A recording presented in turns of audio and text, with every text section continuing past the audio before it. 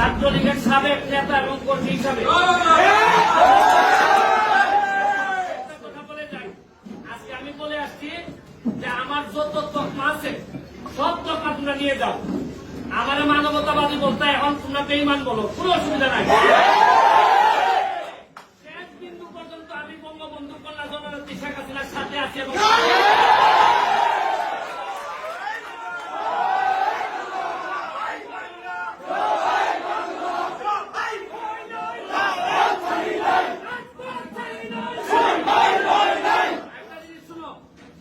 নতুন জেনারেশন 2001-এর পরে আমি রিপন রতন ভাইদের সাথে দাদু ভাইদের সাথে লিয়াকত ভাইদের সাথে রাজনীতি করার সুযোগ পাইছিলাম।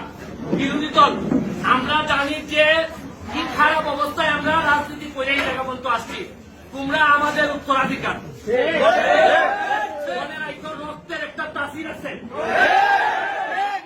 আদর্শের সৈনিকরা যদি একবার দাঁড়াই যায়, একবার তাদেরকে কেউ আর দাবাই রাখতে পারে।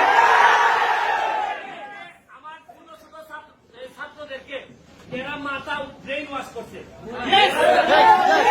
এরা জানে না কাদের বিরুদ্ধে এরা যুদ্ধ করতেছে।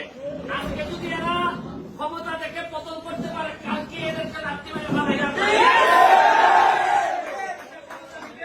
জামাত শিবির ক্ষমতা নিবে। এরা জানেই না এরা কিসের জন্য যুদ্ধ করতেছে, এরা জানেই না।